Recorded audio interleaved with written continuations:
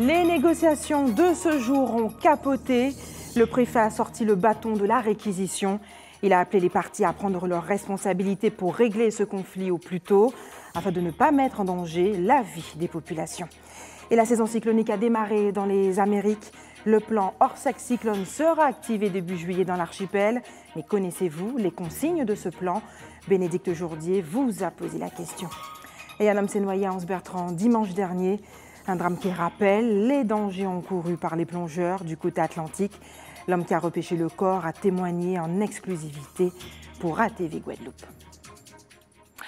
Bonsoir. La réunion qui a débuté ce matin à 10h30 finalement a capoté entre le syndicat intercommunal d'alimentation en eau et d'assainissement de la Guadeloupe, comme on pouvait s'en douter.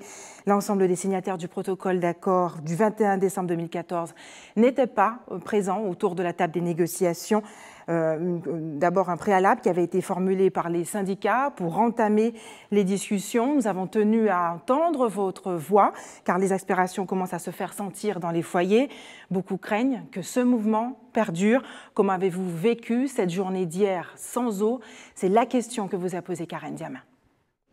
Est-ce que vous aviez de l'eau hier? Non. Et qu'est-ce qu'on fait?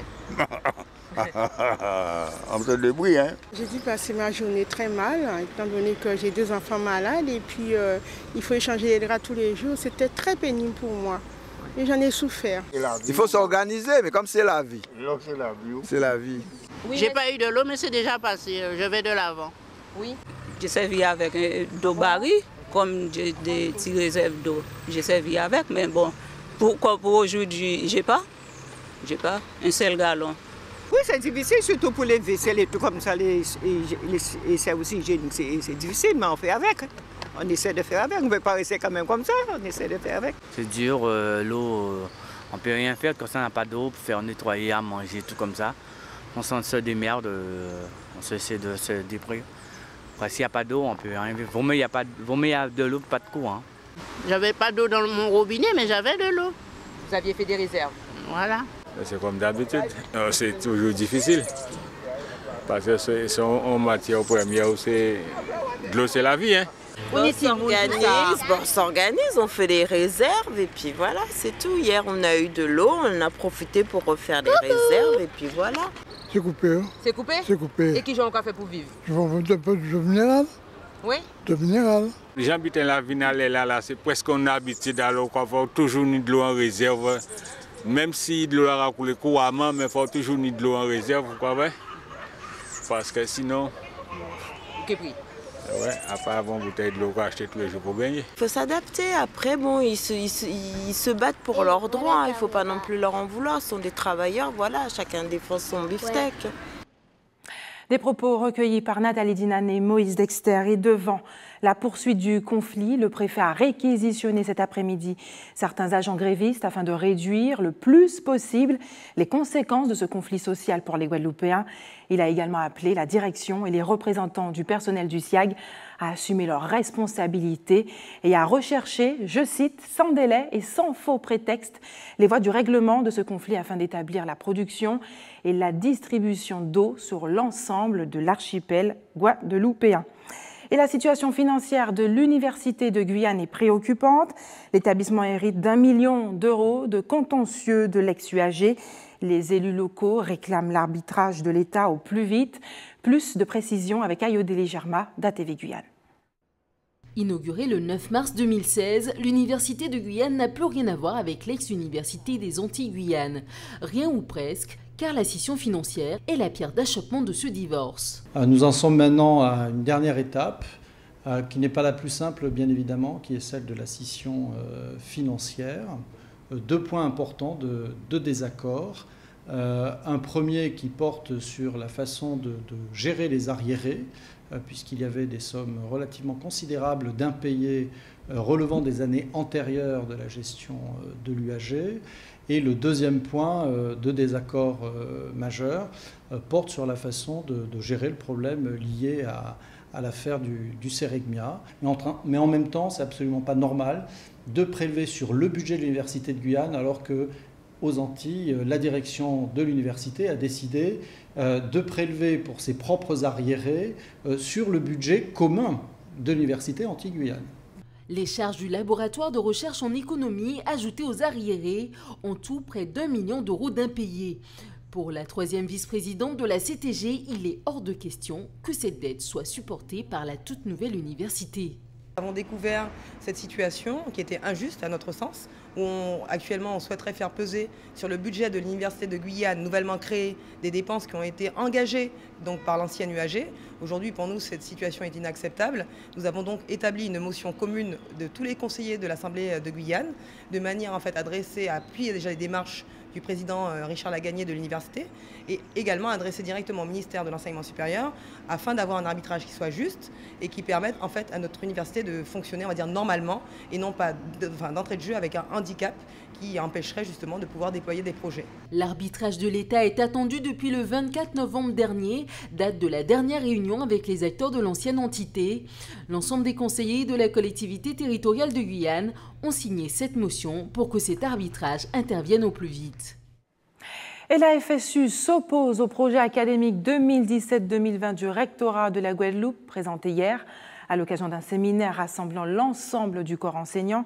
Il dénonce un projet fantomatique qui ne prendrait pas en compte les conditions de travail réelles des enseignants et des élèves. Guillaume Marceau, bonsoir. Bonsoir. Merci d'avoir accepté notre invitation. Vous êtes membre de la Fédération syndicale unitaire. Vous pouvez nous expliquer en quoi ce projet est-il, selon vous, une coquille vide ? Parce que c'est votre propos. Tout à fait. On considère que c'est une coquille vide parce que en fait, c'est un beau projet sur le papier. Il y a 49 pages, bien rédigé. Le problème, c'est que quand on le lit, eh bien, on pourrait le transcrire dans n'importe quelle académie. Il suffit juste d'enlever Guadeloupe et de remplacer par Paris, Marseille, Lyon, Toulouse. On change 2-3 chiffres en bas et on arrive à un projet. Mais ce projet, il ne repose sur rien de concret. Parce que le problème d'un projet académique, il doit être construit sur des indicateurs locaux, sur des problématiques locales. Et les seules personnes à même de voir ces problématiques locales, ce sont les experts de terrain, ce sont les enseignants. Et les enseignants, ils ont été exclus de ce projet. À aucun moment dans la rédaction de ces 49 pages, on les a consultés, on les a invités. Et hier, on a demandé à la FSU et aux autres organisations syndicales de venir pour discuter d'un projet, mais d'un projet dont tous les chapitres sont déjà rédigés avec déjà des propositions de solutions. Donc en fait, nous, on n'a plus rien à faire et on ne se reconnaît pas du tout dans un projet qui, je vous répète, est complètement vide de sens pour un élève guadeloupéen et pour un enseignant guadeloupéen. Alors, Guillaume Marceau, parmi les préconisations de ce document, on retrouve la maîtrise de la langue et de la lecture, le décrochage scolaire, la professionnalisation des acteurs. Ces préconisations ne concernent pas la réalité guadeloupéenne ? Elles sont décalées ? Est-ce que vous ne pensez pas qu'on pourrait dire exactement la même chose dans l'Académie de Lyon, de Paris ou de Marseille ? Donc, bien évidemment que ces éléments-là sont importants, mais ça devrait être une toute petite partie du projet académique, parce que tant qu'on ne s'attaquera pas au fond du projet, au fond du problème, et le fond du problème, quel est-il ? Des élèves qui sont en grande difficulté, avec un bilinguisme très important, des conditions de travail qui sont déplorables, des effectifs par classe qui sont démesurés. Tous ces éléments-là, il faudrait les prendre en compte. À aucun moment ils n'existent. Dans ce projet académique, l'enseignant n'existe pas. La seule fois où il existe, c'est pour dire qu'il n'est pas compétent et que c'est de sa faute si les élèves échouent et qu'il va falloir les former. Mais les former par qui ? Alors, selon le rectorat, ce projet qui a été présenté hier à Sainte-Rose, lors de ce séminaire, vous auriez quitté la table des échanges, j'ai envie de dire. Pourquoi ne pas être resté ? Parce que selon le rectorat, c'est une ébauche, hein, et qui vous êtes appelés à travailler ensemble sur ce projet. Que selon le rectorat, vous n'êtes pas oublié, en fait.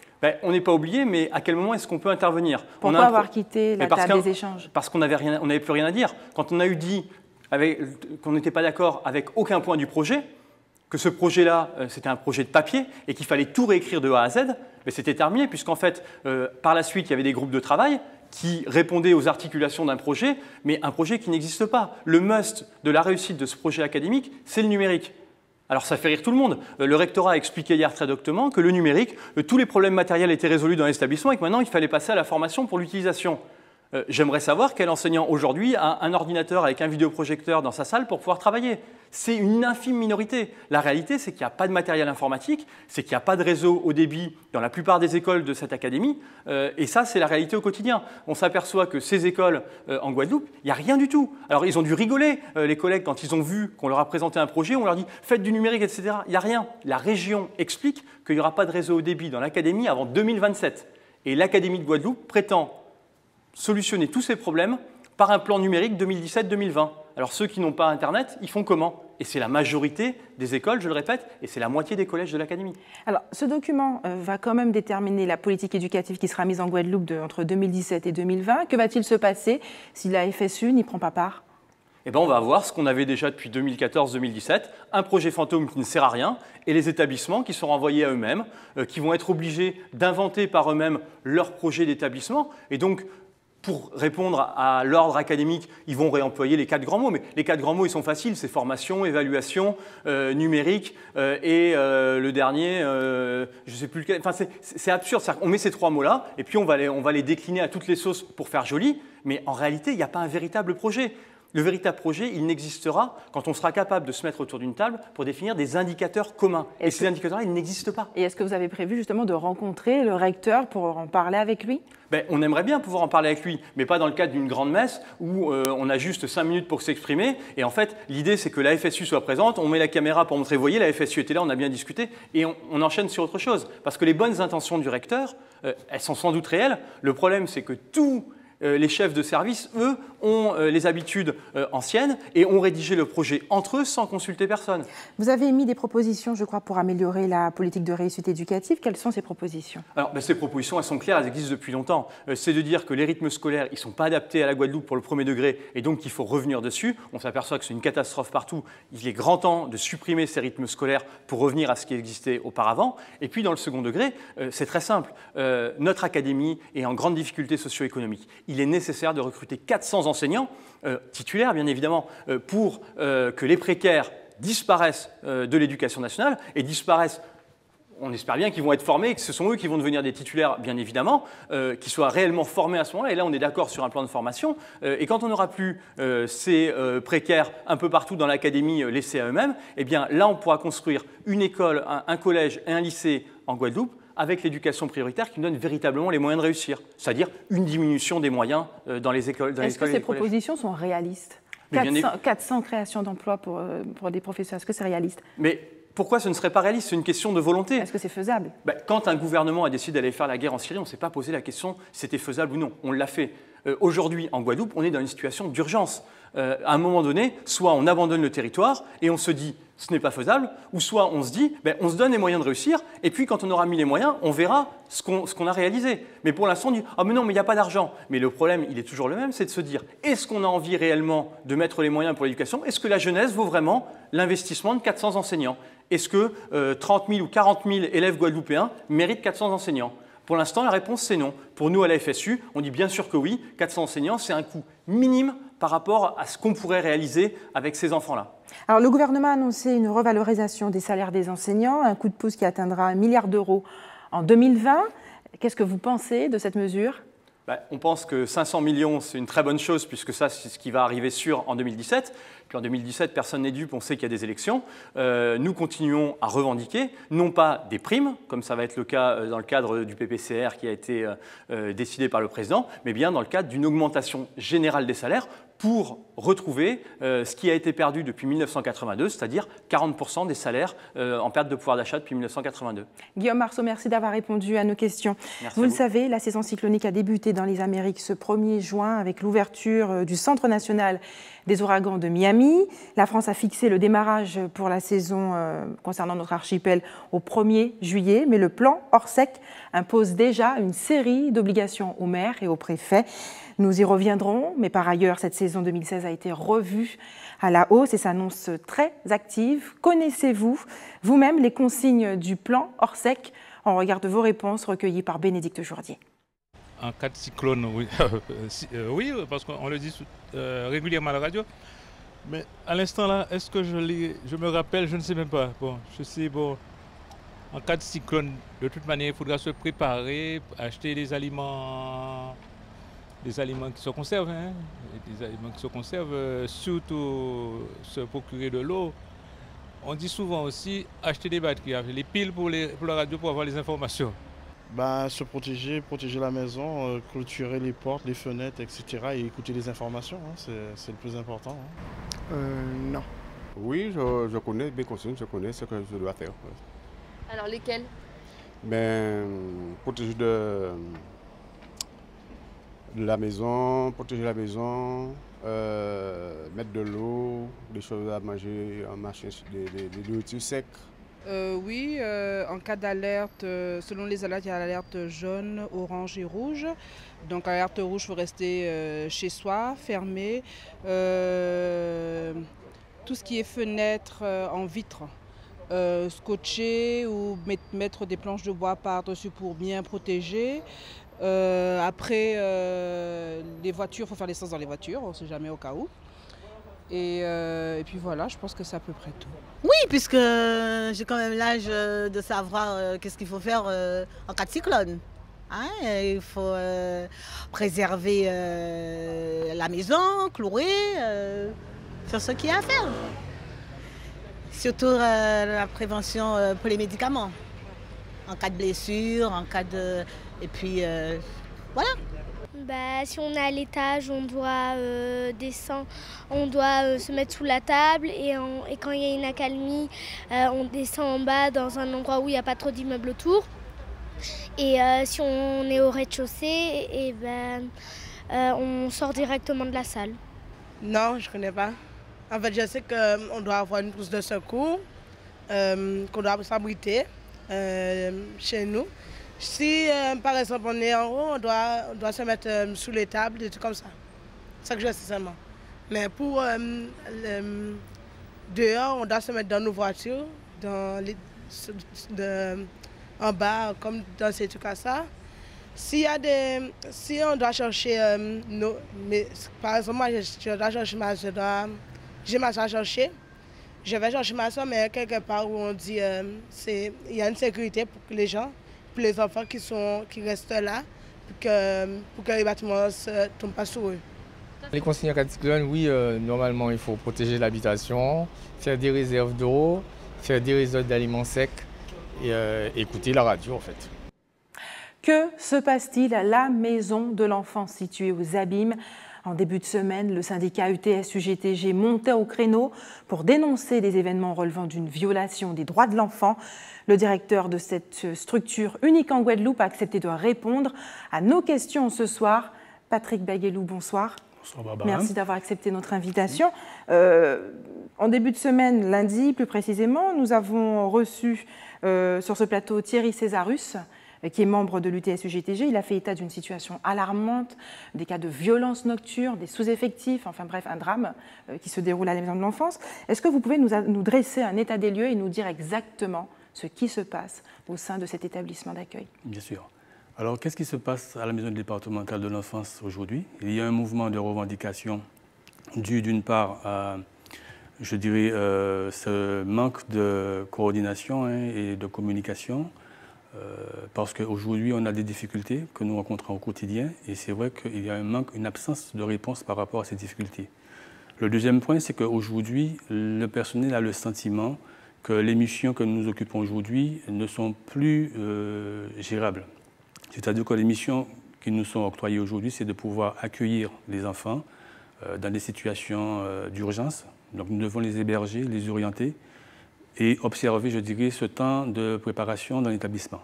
Il se trouve qu'aujourd'hui, les enfants que nous accueillons ne devraient pas excéder une durée moyenne de séjour de 9 mois. Il se trouve que ces enfants-là restent 2 années dans l'établissement, voire au-delà de ces années.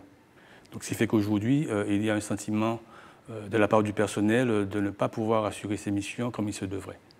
Il s'agit de jeunes déjà fragilisés par des antécédents familiaux. On parle de violences nocturnes la nuit. Tout à fait. Je dois dire que... Est-ce qu'on doit vraiment s'inquiéter et se dire, mais attendez, qu'est-ce qui se passe à la maison de l'enfance? C'est-à-dire que... Les jeunes sont en danger là-bas? Les enfants sont en danger et notre rôle, justement, c'est de pouvoir assurer leur protection. Alors, il se trouve qu'aujourd'hui, avec ces difficultés que nous rencontrons, puisque ces enfants-là restent beaucoup plus longtemps dans l'établissement, la mission n'est pas pleinement assurée.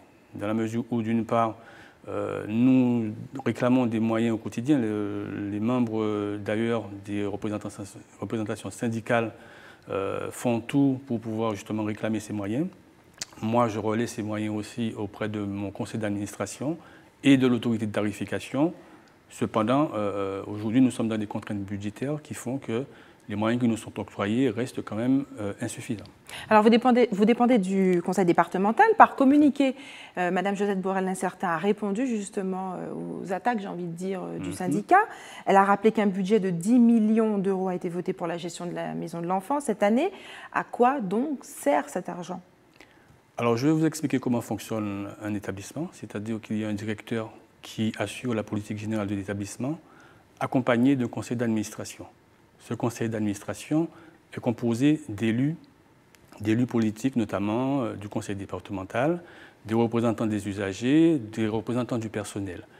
Ce conseil d'administration délibère et vote un budget pour l'année à venir, c'est-à-dire qu'au mois d'octobre, je prépare le budget et je le soumets au conseil d'administration qui doit délibérer et valider, je dirais, ce budget.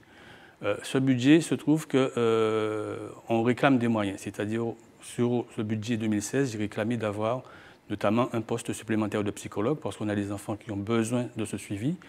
D'autre part, le renforcement de la surveillance de nuit par le biais de la demande d'un éducateur spécialisé de nuit. Le retour du budget se fait, je dirais, au mois de mars de l'année suivante.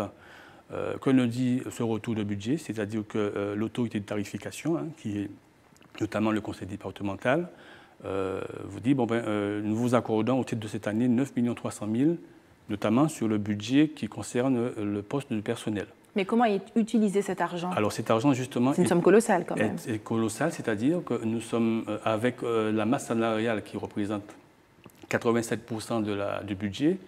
Je veux dire que nous avons quand même un personnel qui est déployé pour pouvoir répondre à ces difficultés.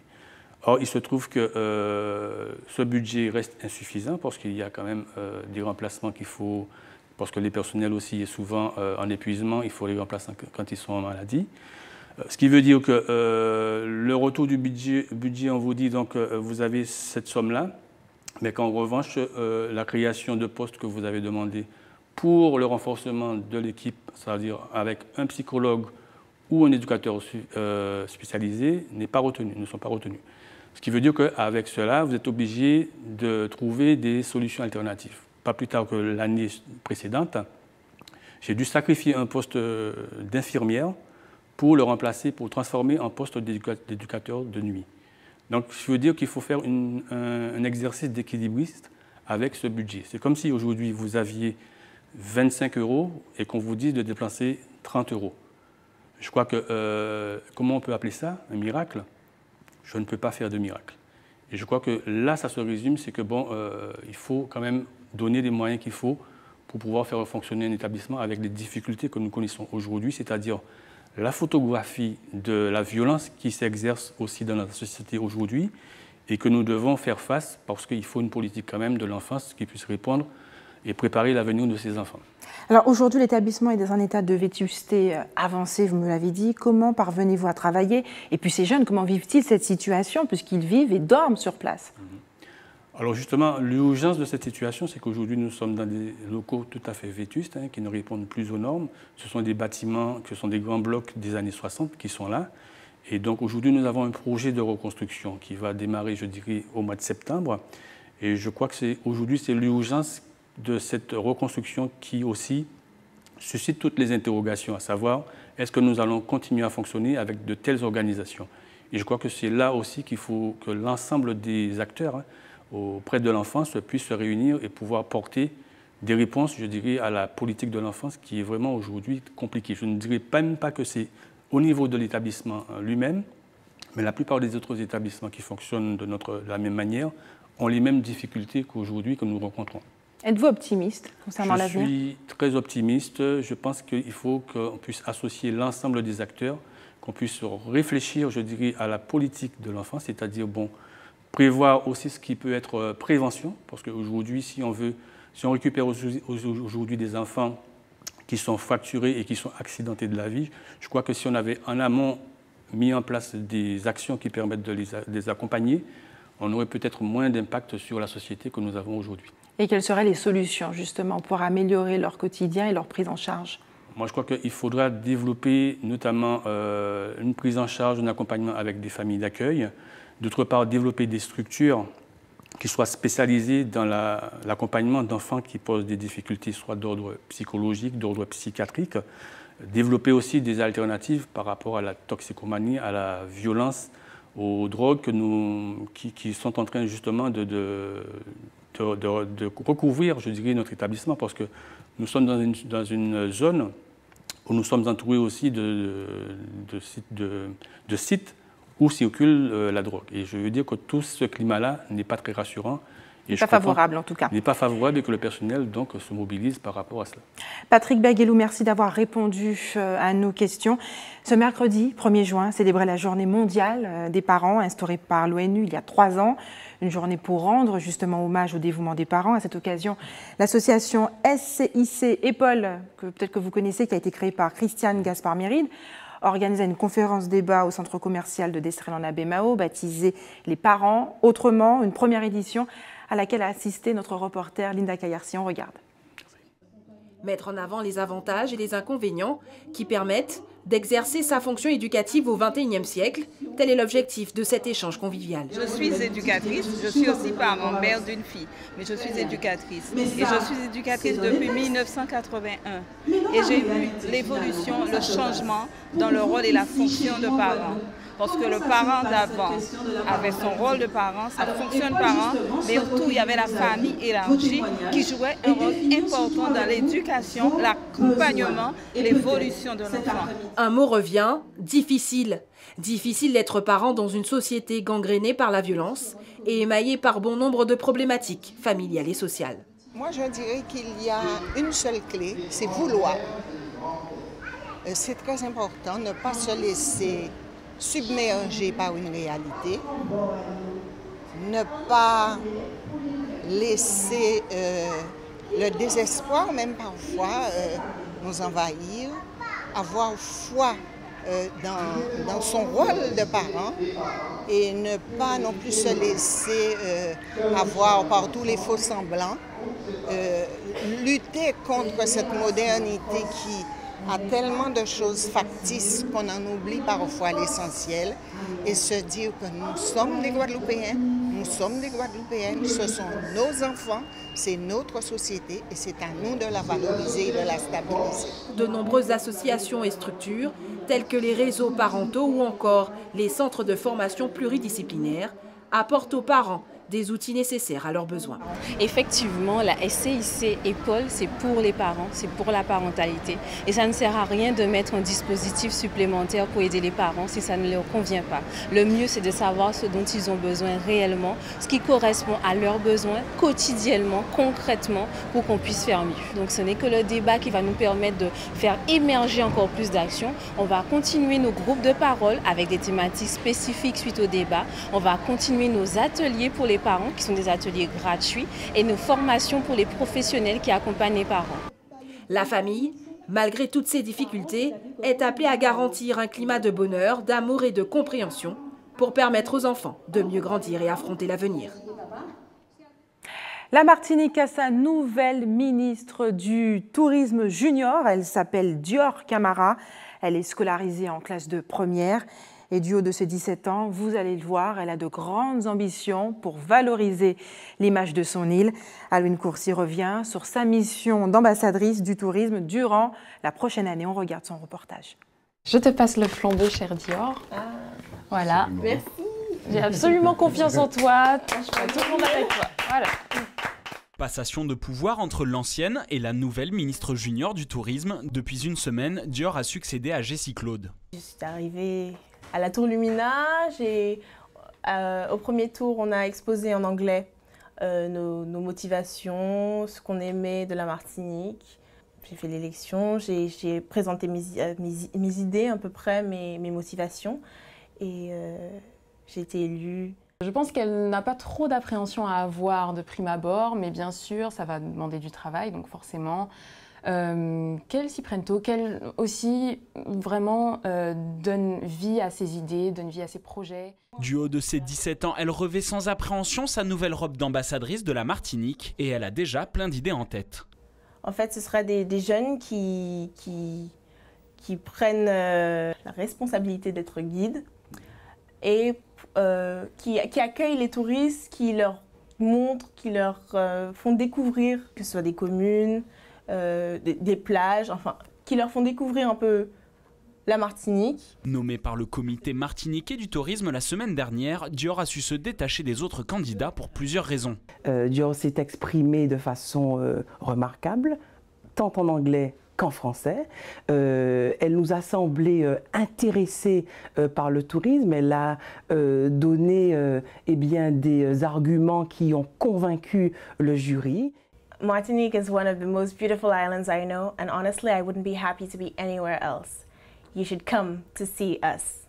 En plus d'intervenir dans les salons touristiques, organiser un concours photo et peut-être mener des actions de nettoyage des plages, elle partira en septembre prochain à la Barbade. Donc évidemment, le premier challenge, c'est la participation au Youth Congress. C'est un congrès de la jeunesse qui est organisé par la CTO, qui veut dire Caribbean Tourism Organization, où Dior rencontrera ses homologues de la Caraïbe et à cette occasion est élu le ministre junior du tourisme de la Caraïbe. Donc c'est une expérience très très intéressante. En plus de ses nouvelles responsabilités, Dior tient un véritable agenda de ministre. Dans quelques jours, elle passera son baccalauréat de français. Et heureusement, ses amis sont là pour la soutenir. Dior, elle est forte, elle sait ce qu'elle veut, quand elle veut quelque chose, elle va jusqu'au bout. On aime beaucoup se retrouver, partager nos connaissances. On aime bien faire un jeu avec Dior sur les capitales du monde.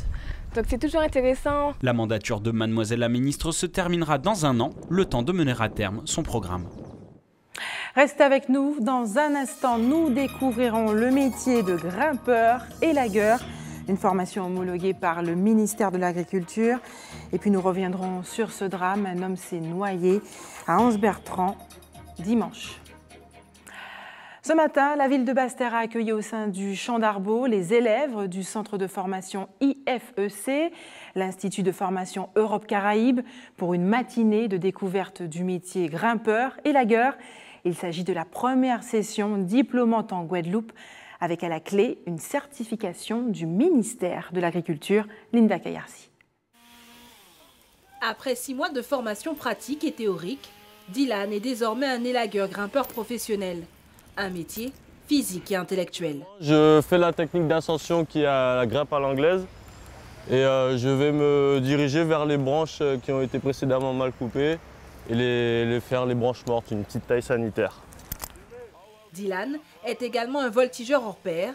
Il maîtrise ses outils sans difficulté au sommet des arbres, sans faillir aux règlements élémentaires de sécurité. Là, je vais chercher une bonne position pour pouvoir me placer et utiliser la tronçonneuse.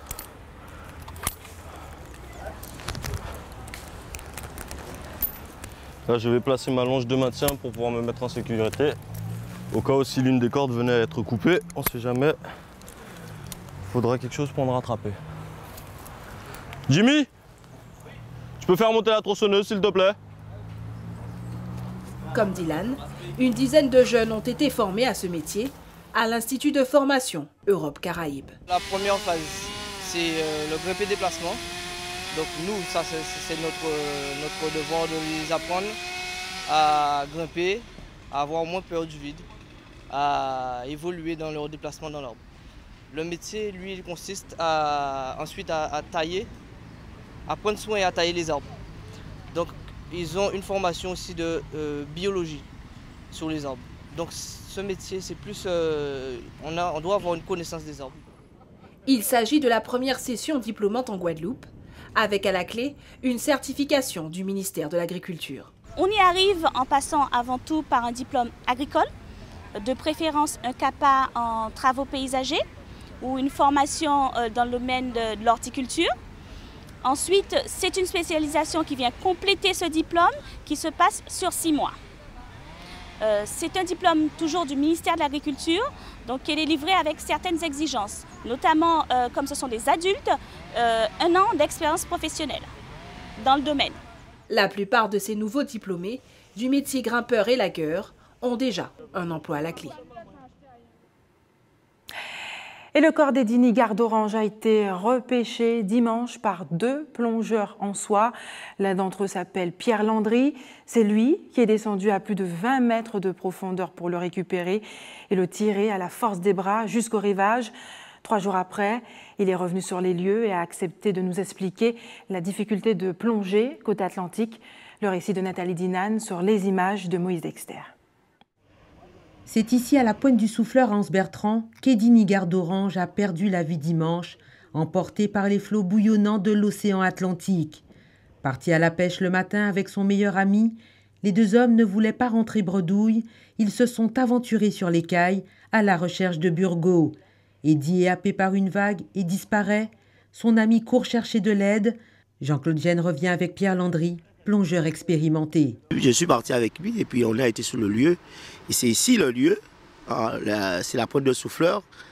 Et c'est comme ça que je me dis, bon, je me jette à l'eau. Bien entendu que j'avais l'entraînement, mais ce n'est pas quelque chose de facile. Parce que celui qui n'a pas d'entraînement, il ne peut pas aller là. C'est un camp dangereux et puis c'est un contexte que c'est très très difficile, très dangereux et il y a beaucoup de courants. Pierre Landry a bravé les courants et sorti des profondeurs le gaillard de 2 mètres. Il a accroché à une planche de surf, a nagé au large et fait le tour du plateau, le tirant à la force des bras. Il lui a fallu plus de 2 heures pour sortir le corps de l'eau. Il fallait plonger à 20 mètres de profondeur pour pouvoir l'attacher. Bon, j'ai dû l'attacher et puis le faire monter comme je pouvais en 2 eaux. Et j'ai essayé de faire nager un peu avec lui pour l'emmener à un endroit que ça bouge un peu moins. Pour qu'on le récupère? Voilà.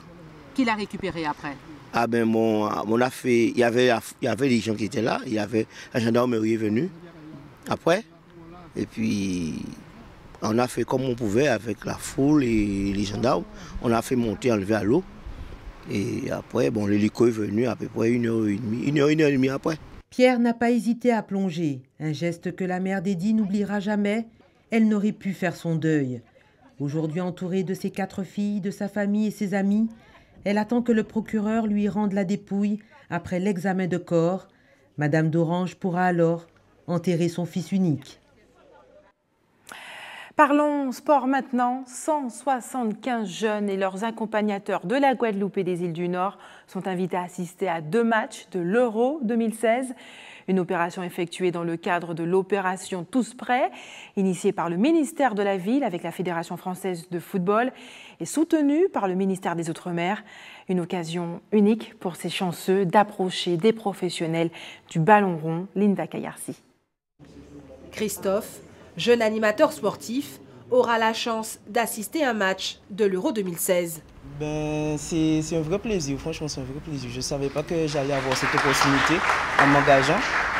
J'ai eu cette opportunité et maintenant c'est un vrai plaisir pour moi de partir avec les jeunes et de voir aussi un match que j'aurais aimé voir et parce bien, je peux y arriver. Ce sont ainsi 175 jeunes et leur accompagnateur de Guadeloupe, Saint-Martin et Saint-Barthélemy qui iront assister à un match de l'Euro.